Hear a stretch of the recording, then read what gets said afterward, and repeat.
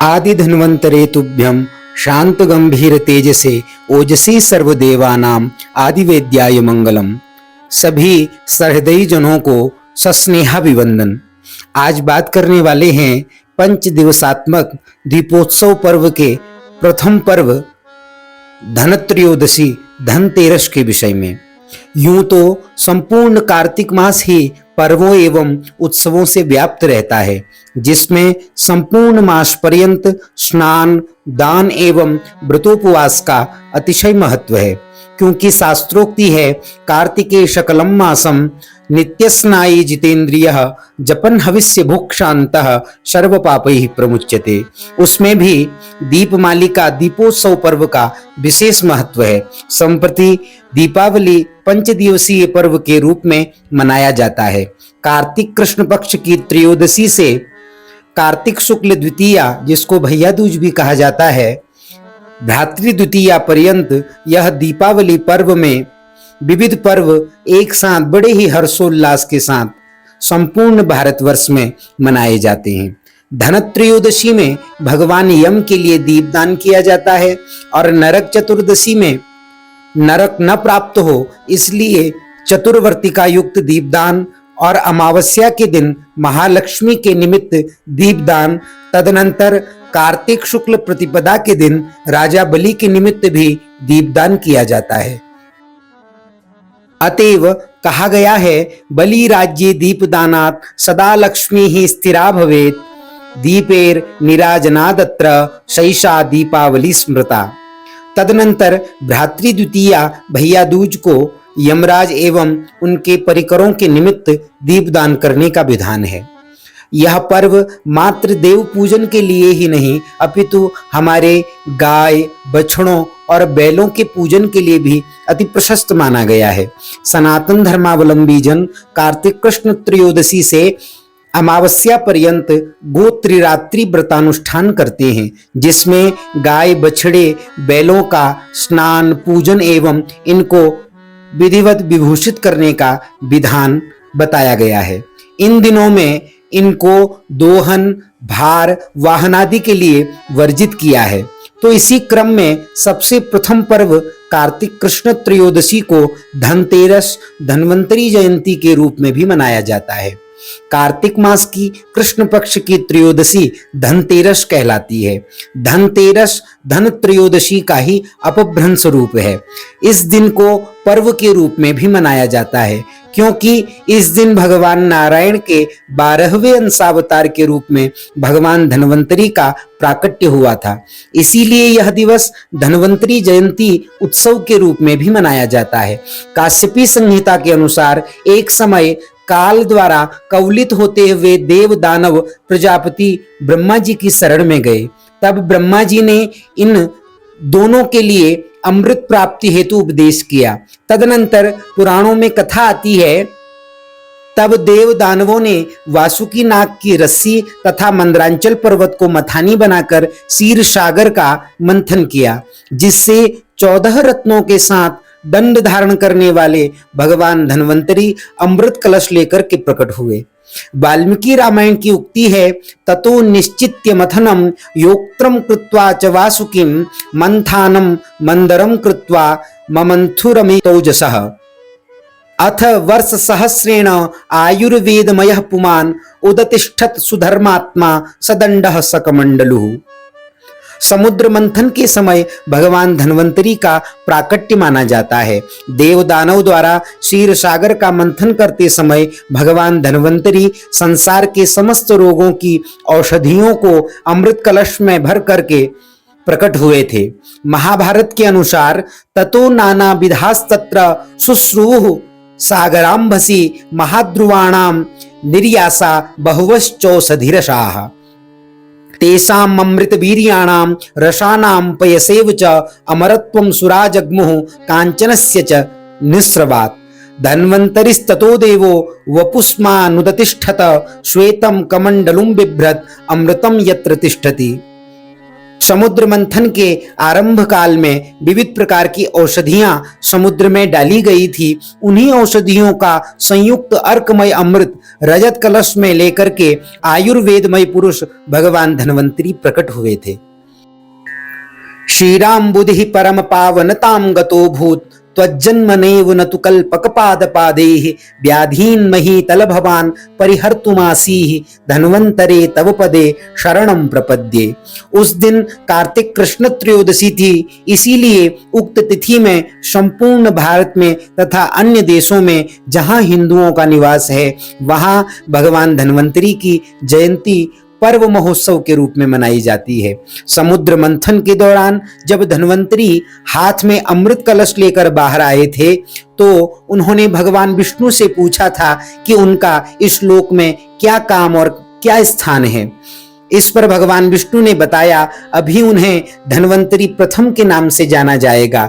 धन्वंतरी के आने से पहले ही यज्ञ का भाग तो देवताओं में बंट चुका था। ऐसे में देवताओं के बाद उत्पन्न होने के कारण उन्हें उस जन्म में देवत्व नहीं प्राप्त हुआ। भगवान विष्णु ने कहा था कि उनका अगला जन्म द्वापर युग में होगा, जहां धन्वंतरी द्वितीय के नाम से जाने जाएंगे और उसी जन्म में उन्हें सभी सिद्धियां प्राप्त होंगी, तब वे देवता हो जाएंगे। उन्हें बताया गया कि उनकी तभी से पूजा भी होने लगेगी और वो आयुर्वेद के अष्टांग का विभाजन भी करेंगे। द्वापर युग में जब दीर्घतपा पुत्र काशी के राजा धन्व ने पुत्र प्राप्ति के लिए कठोर तप किया, तब भगवान शंकर ने उन्हें प्रसन्न होकर धन्वंतरी को उन्हें पुत्र के रूप में प्रदान किया। भागवत एवं गारुड़ पुराण के अनुसार दीर्घतपा के पुत्र धन्वंतरी बताए गए हैं। बताया जाता है कि इसी जन्म में धन्वंतरी ने ऋषि भारद्वाज से आयुर्वेद की विद्या ग्रहण की थी और उसे अष्टांग में विभक्त कर अपने शिष्यों में बांटा था। उन्होंने ही अमृतमय औषधियों की खोज की थी। इनके वंशज दिवोदास ने शल्य चिकित्सा का पहला विद्यालय काशी में स्थापित किया था। वैदिक काल में जो महत्व और स्थान अश्विनी कुमारों को प्राप्त था, वही पौराणिक काल में भगवान धन्वंतरी को प्राप्त हुआ। जहां अश्विनी कुमारों के हाथ में मधु कलश था, वहीं भगवान धन्वंतरी को अमृत कलश मिला। इसीलिए विशेषकर आयुर्वेद के विद्वान तथा वैद्य समाज की ओर से सर्वत्र भगवान धन्वंतरी की प्रतिमा प्रतिष्ठित की जाती है और उनका पूजन श्रद्धा भक्ति पूर्वक किया जाता है एवं प्रसाद वितरण करके लोगों के दीर्घ जीवन तथा आरोग्य लाभ के लिए मंगल कामना की जाती है। दूसरे दिन संध्या के समय जलाशयों में भगवान धन्वंतरी की प्रतिमाओं का विसर्जन भजन कीर्तन करते हुए किया जाता है। इस प्रकार भगवान धन्वंतरी प्राणियों को रोग मुक्त करने के लिए भव भेषज अवतार के रूप में प्रकट हुए थे। इस दिन चांदी का बर्तन खरीदना अत्यंत शुभ माना जाता है। वैसे तो कोई शास्त्रीय विधान बर्तनों को खरीदने का नहीं है, यद्यपि इस दिन के लिए ज्योतिष में क्रय विक्रय के शुभ मुहूर्त प्राप्त होते हैं, इसलिए इस दिन बर्तन इत्यादि अथवा कोई सामग्री इत्यादि खरीदना शुभ माना जाता है। हालांकि इसके पीछे यह तर्क दिया जाता है कि भगवान धन्वंतरी अमृत कलश को लेकर के प्रकट हुए थे, इसीलिए कलश इत्यादि बर्तन खरीदने का महत्व है। इसीलिए आजकल तो एक परंपरा चल गई है बर्तन खरीदने की, परंतु आज लोहे के बर्तनों को अथवा स्टील के बर्तनों को नहीं खरीदना चाहिए, क्योंकि भगवान धन्वंतरी मात्र चांदी का ही कलश लेकर के प्रकट हुए थे। यह आवश्यक नहीं है कि निश्चित ही बर्तन खरीदें, हालांकि निषेध भी नहीं है, फिर भी यदि खरीदना ही चाहते हो तो चांदी के पात्र खरीदे जा सकते हैं। देखा देखी की परंपरा में विशेष अनावश्यक व्यय से हम सभी को बचना चाहिए। वस्तुतः यह यमराज से संबंध रखने वाला व्रत है। धन्वंतरी जयंती है इसीलिए पर्व है, लेकिन व्रतोपवास स्नान इत्यादि का इस दिन भगवान यमराज के प्रीत्यर्थ बड़ा महत्व है। इस दिन घर के बाहर मुख्य द्वार पर प्रदोष काल अर्थात सूर्यास्त के उपरांत त्रिघटिका अर्थात 72 मिनट का जो काल भाग है, उस समय मुख्य दरवाजे पर एक पात्र में अनाज भर करके उसके ऊपर यमराज के निमित्त दक्षिणाभिमुख दीप दान करना चाहिए तथा उसका गंध रोली, अक्षत पुष्पादि से पूजन करना चाहिए। दीपदान करते समय भगवान यमराज से प्रार्थना करनी चाहिए। मृत्युना पास हस्तेन कालेन भार्यया सह त्रयोदश्याम दीपदानात् सूर्यजः प्रियतामिति। इसके साथ पितरों के निमित्त विभिन्न दिशाओं में 16 अथवा 13 दीपक जलाने चाहिए। यमुना जी यमराज की बहन हैं, इसलिए धनतेरस के दिन यमुना स्नान का भी विशेष महात्म्य है। यदि पूरे दिन व्रत रखा जा सके तो अति उत्तम है, किंतु यदि न भी रख पाए तो भी संध्या के समय दीपदान करना आवश्यक ही है। इससे घर में किसी की भी अपमृत्यु या असामयिक मृत्यु नहीं होती। पुराण में उल्लिखित है कि कार्तिकस्यासिते पक्षे त्रयोदश्याम निशामुखे यमदीपम बहिर्दद्यात् अपमृत्युर्विनश्यति। एक बार यमराज ने अपने दूतों से कहा कि तुम लोग मेरी आज्ञा से मृत्युलोक के प्राणियों के प्राण हरण करते हो, क्या तुम्हें ऐसा करते समय कभी दुख भी हुआ है या कभी दया भी आई है? इस पर यमदूतों ने कहा, महाराज हम लोगों का कर्म अत्यंत क्रूर है, क्योंकि किसी युवा प्राणी की असामयिक मृत्यु पर उसका प्राण हरण करते समय वहां का करुण क्रंदन सुनकर हम लोगों का पाषाण हृदय भी विगलित हो जाता है।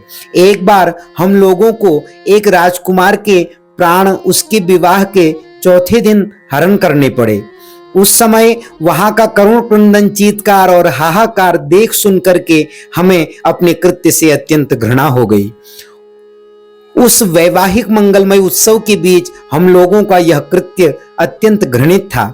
इससे हम लोगों का हृदय अत्यंत दुखी हो गया। अतः हे स्वामी, कृपा करके कोई ऐसी युक्ति बताइए जिससे ऐसी असामयिक मृत्यु ना हो। इस पर यमराज ने कहा, जो व्यक्ति धनतेरस अर्थात धनत्रयोदशी पर्व पर निशा काल में मेरे निमित्त दीपदान करेगा उसकी असामयिक मृत्यु नहीं होगी। इसीलिए धनत्रयोदशी पर्व में यमराज के निमित्त दीपदान अवश्य ही करना चाहिए। आशा करता हूं यह धनत्रयोदशी विषयक शास्त्रीय चिंतन आपके लिए लाभप्रद होगा। अगले वीडियो में दीपोत्सव पर्व के क्रम के द्वितीय पर्व नरक चतुर्दशी का महत्व एवं कृत्य को श्रवण करेंगे।